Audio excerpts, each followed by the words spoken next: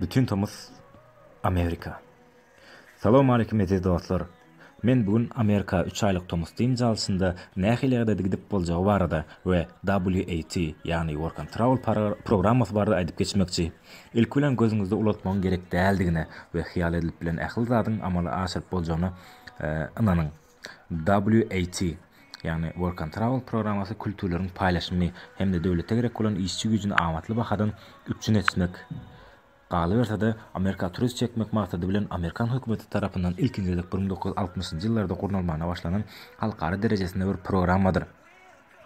WAT programmasy kimler gatnaşyp biler? Work and Travel programmasy esasan ýokary okuw talypları üçindir. Bu programma magistr ýa-da doktora okuyan talyplar hem dil öwrenmek hem de daşary tejribelerini baştan geçirmek üçin ýüz tutýarlar. Bu program arkaly talyplar birinji kursyň soňunda ähli dokument işlerini üstünlikle diýnandan soňra Amerika ýüz tutan firmasy arkaly gidip öňünden saýlan işlerinde iň azyndan sagatyna 8 Amerikan dollarynyň başlap hepdelik ortaça 48-50 sagatlyk işlerde işläp iş tejribelerini artdyryp yeri gelende yerli halk bilen söhbetdeşlik geçirip ummanyň ötesinde ýatda galyjy tejribeler toplap bilerler.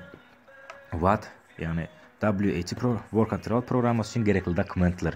Meniň özüm Amerika Türkiýedaky universitet arkaly gidenim üçin şol hakynda has giňişleýän maglumat bermekçi. İlk bilen Work and Travel programmasynyň peýdalanmagy üçin universitet taly bolmaly we birinji kursyň birinji semestrindäki bahalaryň ortadan ýokary bolmaly. Orta derejede adamlar bilen gepleşip habar alyşyp biljek derejede ingliz diline eýe bolmaly. Ondan soňra Türkiýede Work and Travel programmasy bolan şirketler bilen ýüz tutup özüňize amatly firmany saýlamaly bolýaňyz. Başdan soňra size gerekli pul mukdary 3600-4000 dollar arasynda üýtgeýär we men sizlere ýadymda galan barada maglumat beren. İlk bilen firmasynyň dokument işleriňizi başlamak üçin 300 dollar pul talap eder. Ol tölenden soňra firma size Amerikadaky şirketleri we iş saýlamana mümkinçilik dörer.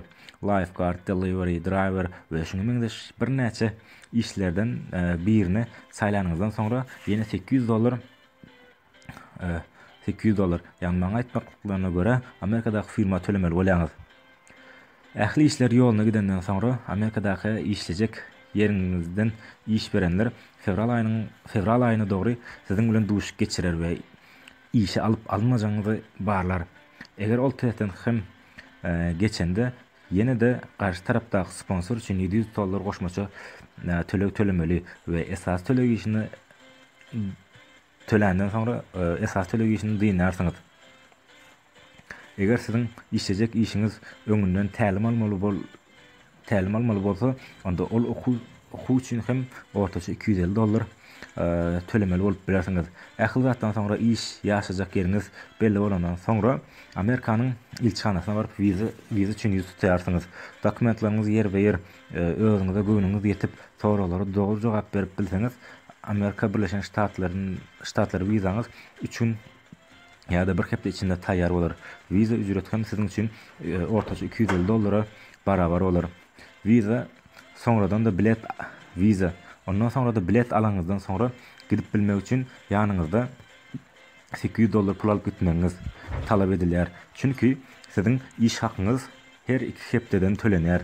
800 dollar bilen siziň 2 hepdede gün görmeňiz gerekli. Amerika hoş geldiňiz. Soraglaryňyz we bir-birine maslahatlaryňyz bolsa kommentariýa ýazyp bildirip bilersiňiz. Videolaryň dowamy üçin bary ýok 3 sekund wagtyňyzy aýryp kanala abone bolmaňyzy haýyş edýärin. Bavra Saparlıyev, Karlovac, YouTube sayfasy. Abone olun.